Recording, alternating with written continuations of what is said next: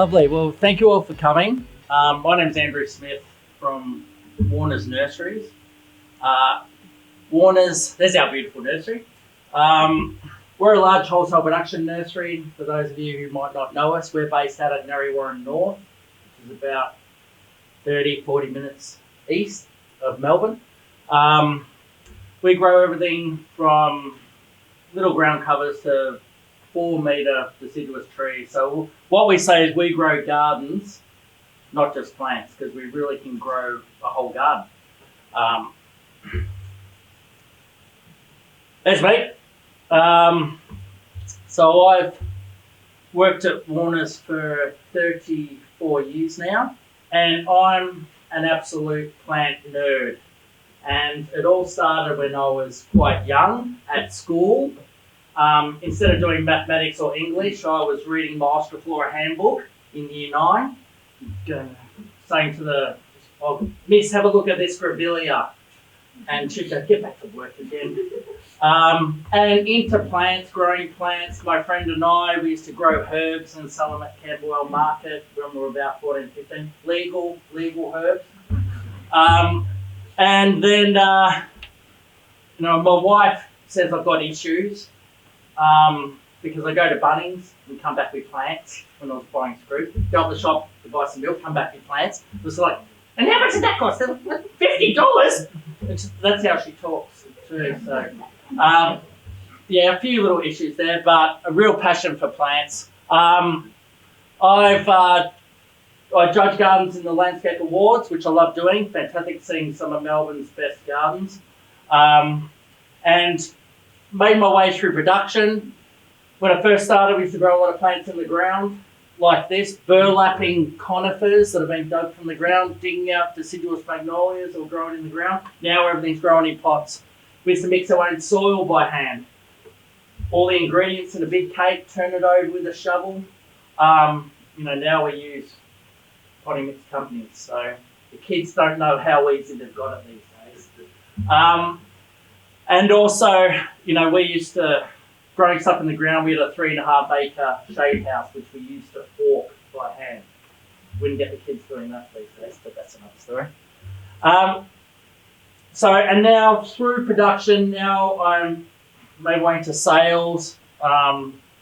Spent most of my time at Warner's in the sales department. And now I sort of do key account relationships, which that means I go out talking to landscape designers, talking to landscape contractors, advising them on plant selection, getting feedback from them on what they like to put in their plant schedules, what they like to specify, and working closely with landscape designers.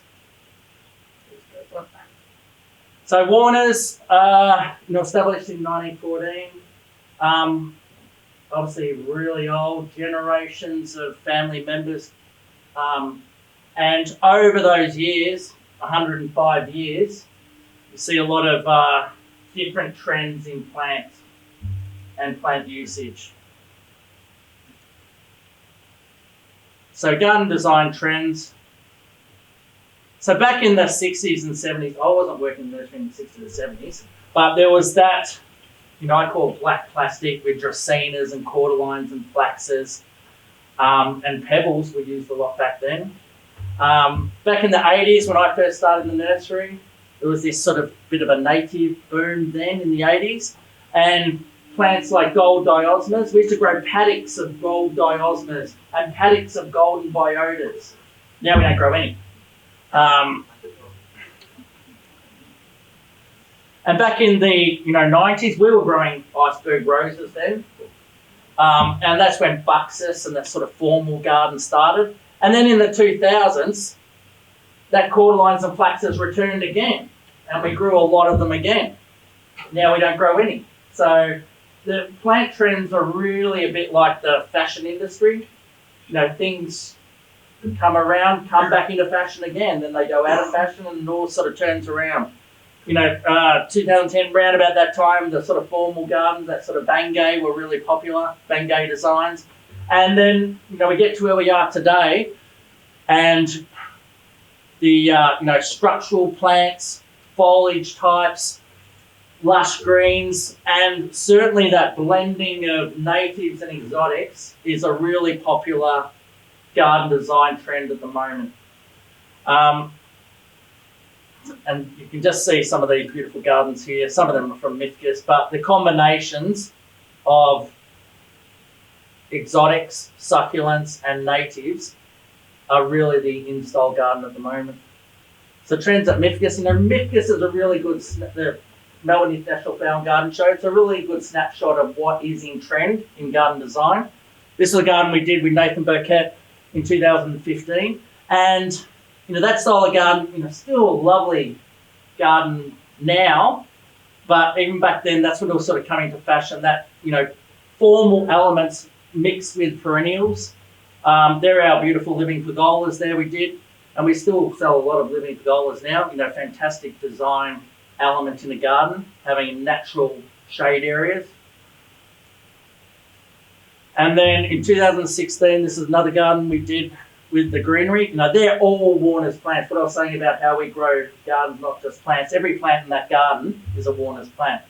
And that sort of formal elements, again, mixed in with a lot of exotics, but, not really blending natives in with it. But, that garden was really in trend then. Still a beautiful garden now.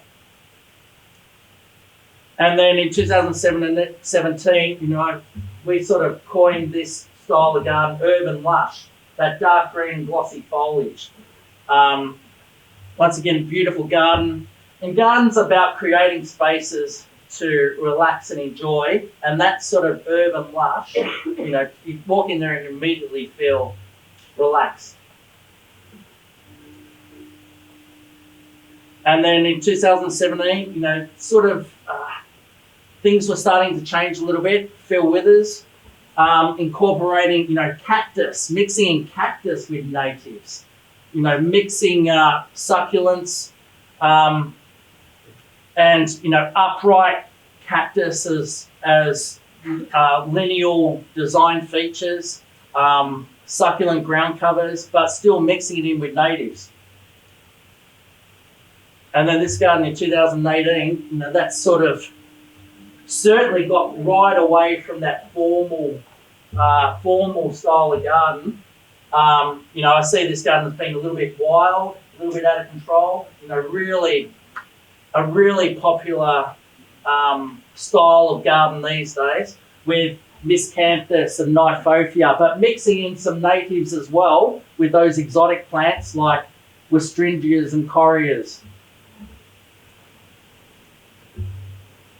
And then this is a garden, I think this is the popular style of garden at the moment, which we sort of coined it Aussie Mediterranean. That really is mixing in natives with Mediterranean style plants. And you see in this garden with bay trees and citrus. I think there's another shot here. I'll go back to that one. Citrus and kangaroo paw, Australian natives. So this is really a really popular style of garden at the moment. And we sort of coined that phrase Aussie Mediterranean. And you sort of think of Mediterranean and Melbourne's climate being a temperate climate, and it is a Mediterranean climate. And Melbourne's just getting drier. We've had a pretty wet start to winter, but really, you look at all the statistics, Melbourne is getting drier. So the style of garden that uses less water is going to be more popular. And so mixing in Mediterranean style plants with natives, they've both got sort of low water requirements. That's why they work well together. That's that garden there. You can see the oranges. So this is by Tract. And Tract are a huge landscape architect firm, and they've done 2 Mythicus gardens. This one won Best in Show. But certainly with bay trees, you can see bay trees mixed with lamandras and kangaroo paws. You sort of think, oh, how does that all work? Citrus, but this garden won best use of plants. And I think for a garden for Melbourne, it's fantastic. Low water usage. And even this is in the same garden here, and this is what I was, I just put this photo in because it sort of illustrates the combination of using exotics with natives. Even on the ground cover there, you got some dichondra, that's the larger green leaf, and then you got your creeping thyme, which is an exotic, and work well together. So blending both is, you can create some fantastic gardens.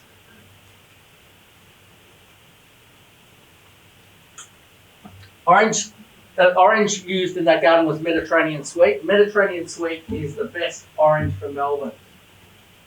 I've got it spalled on the wall at home. At the moment, it's just covered in fruit. The wife wants to pick them, so don't you dare touch them because they look so good. And also, I spray it with a little bit of pest oil. We don't have any issues with citrus leaf miner. Or I do the lemon as well. I've got some compact lemons, don't have any gall wasps. Just spray it once in a while with some pest oil. It's a good little tip. Feijoas, we do a lot of feijoas now. Once again, that Mediterranean style of plant, edibles, mixing edibles. Feijoas are fantastic. Don't need hardly any water, and they clip up so well. You can keep them clipped low. We can do. That's actually a standard feijoa there, but we can do feijoa balls. Great plant. Bay trees, that's my beautiful call there. From what I've been hearing, probably the planting's not in the new pool regulations now, so that'll be interesting to see what happens there, because that's all starting to happen. But bays as a screening plant are fantastic.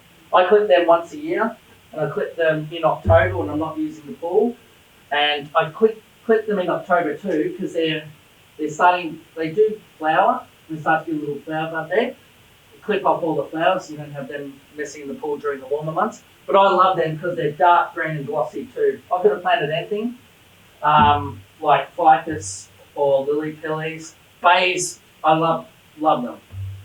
I love that dark green look. So with the pool regulations, if that comes in, you're going to have non-climbable zones of 1.8. I will probably end up clipping them up a bit higher, and hopefully that'll pass the regulations then. Bay Mole's Choice. Mole's Choice is a variety. It's just a compact grower, really. Still great for spaghetti bolognese. Acacia Copper Tips and Acacia Green Screen, two really tough forms of cognata. Great for coastal gardens, great for modern native gardens, for background plants. This is a beautiful garden by Julian Ronchi down the peninsula. I think it's sort of Flinders. But you can see that Mediterranean style of planting there, certainly with lavender and Cupressus glauca, Italian strictors, and clip bay balls. So you got lavender bays, strictors, olives at the back there. Really tough, low water requirements as per that Mediterranean style. Baby bays, like in the garden before, clip balls. Bays clip up so well. That's my front hedge and my house again. I love it. Instead of using buxus, clip bays are sensational. And, once again, no shortage of leaves for the spaghetti bolognese.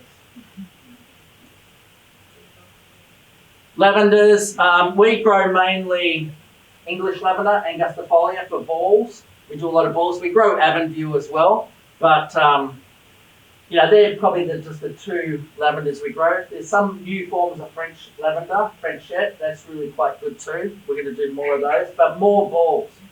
Clip lavender balls for big peninsula projects or Mediterranean style gardens, really popular. And especially, Westringia balls. We do them as already clipped balls. Really popular in landscape design, coastal areas. And, garden designers do it really well, using different size balls in different areas and repeating the theme going through the garden, like the different balls there. But you see, that's obviously, mixing natives with lavender and clipped, Australia's natives. That's down at Dramana, that garden. This is another garden in Merrick's. Once again, you just see that sort of Tuscan sort of look with the gravel going into the Westringia balls. And I love this, Rhaphilepis snow maiden along the back there. And you can see even lily pillies right over the back there. So it's mixing those exotics with natives once again. I think that's a Metrosideros hedge there. And the Crimson Glory vine, Vitus over there. That's so Mediterranean. This is another use of Westringia balls, mixing it with succulents and agaves, chalk sticks, lovely combinations. You see in the same garden here, you've got Rhaphilepis, Spring Pearl, and olives. They're mainstays of Mediterranean tough plants. And that olives, that's a Del Morocco olive. So Del Morocco, they're the 3 varieties we grow of olives. Del Morocco's got like a weeping sort of habit. That's Del Morocco there. Picholine is strong, upright, great for hedging. And then we do Olive Garden Harvest. We grow them as balls. And we've had them as clipped balls, and when you get olives on them, garden centres will sell them all in the weekend. If they've got olives and fruit on them, people love them. This is another project down at Peninsula, somewhere, the sort of Merrick's area. Once again, this is the entrance to this beautiful place. Clipped Westringias, bay hedging on either side there. This is the same property. Mixing ornamental grasses with exotics.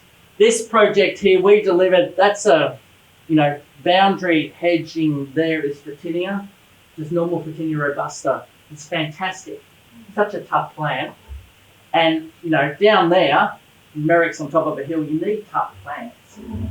Growing really, really well. Here you've got, in between, in the grasses there are some Malus trilobata. Malus is an upright crabapple. In time, they'll look sensational too. I think that grass is Pennisetum nefrae, and then it's panicum, I think the brown grass. This is Malus trilobata. So there's that trident-shaped leaves with white flowers, but it is vestigiate. It grows narrow, great for narrow spaces, and tough. They're like Mediterranean crab apples. When they're established, don't need hardly any water at all. That's that same garden again. It's a beautiful garden. They're olives planted there, olives and ornamental grasses. And I think ornamental grasses are fantastic when you've got the space. In smaller suburban inner city gardens, they can sort of, they probably don't quite do it. You need the space to do mass plantings of them. Lavender in this garden. Banksia high noon, that's my favourite Banksia, because unlike a lot of Western Australian forms of Banksia, which are beautiful flowers, they just don't grow, or they don't perform. They grow for a little while and they just drop dead. Banksia high noon performs really well, grows really well, tough. You can clip it into a hedge, and it has flowers about that big. That's the high noon form. There's also a red wine form that has almost purple flowers. Fantastic, really tough plant too. Lagostromia Albury White, once again from Mediterranean low water usage gardens, Lagostromias are fantastic once they are established. They don't need hardly any water. So this, Natchez has been around for quite a while as a white crepe myrtle. I think this is far superior because it has this sort of cleaner, lighter green foliage, and even the flowers seem more of a pure white. Natchez sometimes looks a bit dirty in the foliage, maybe in the flower too. But this sort of, you can even clip these up. See, that one's been clipped there a little bit, that's covered in bud. You can always have them as clipped balls, deciduous balls. But leave it open if you want an open spreading tree. This is another garden by Semken Landscaping. And this one, you know, combining rosemary with malice, with espaliered olives, that's real Mediterranean. And that's some of our espaliers or fans. I actually call them fans, not really espaliers. For me, espalier is when you do straight along lines, like Chris has got some apples in there, straight along lines. This is sort of more of a fan that we do on the black plastic mesh. Rosemary Chef's Choice, like that rosemary. I think that's a fantastic rosemary. It's they call it Chef's Choice because they say it's more pungent, the foliage for cooking, and also it's sort of got a little bit of glossiness to it. We do clip balls out of this rosemary too. They're fantastic.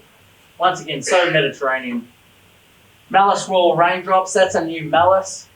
There was a malice in that Semken garden, but for a lovely spreading small tree, you know, mass flowering in spring, beautiful purple foliage, lovely plant. I just want to touch on knowing where your plants come from is so important. It's not just a Warner's thing, but it's an accredited nursery type thing. I've fallen in the trap myself of when I go up the shop and buy, well, I'll get out some of them, buy it from the grocery store, a few plants, take them home. And I've gone to a multi-market as well, where I bought that. I've got to have some of these grasses. So take them home, plant them. 2 weeks later, there's oxalis growing everywhere. And what I have to do is I have to pull them out and put them in the bin. That's why nurseries are accredited. Good hygiene practices. And it makes a difference to your clients too. You don't want to do that to your clients. You don't want to put oxalis in there. Not to mention any sort of plant diseases that could happen. And of course, you know, we have great sales staff, good, large accredited nurseries, you know, have that customer support as well. I won't touch on this in details, but it drives me crazy when I go to a lot of projects for some of Melbourne's best landscape construction teams planting plants. That was actually a plant I saw, it was in the garden. You know, there's no way that plant's going to survive really. You've got to have catchment zones. You've got to water the plants before they're planted. I've been to sites where they've stopped, you know, I've delivered some, had to do another delivery there 3 days later, and the stuff's where they're planting it. It's in the middle of summer. Okay, what are you going to water that before you plant? Oh no, we'll just bang it in, then we'll water it. No good. Won't survive. So where our focus is going out to see more landscape companies and helping them to do some of the basics a lot better, and end up with better gardens. Our new website, make sure you check that out too. There's some fantastic resources there. A lot of that plant what where, groups of plants like a coastal selection. But there's a lot of other features. If you get a trade login, you can do your own little shopping cart, put quotes together, and it's got all, you know, by clicking on plants, you can put a quote together and you can see current stock photos that you can grab off the website, send to your clients too. A lot of great information there. So make sure you check out our new website. And that's me. But just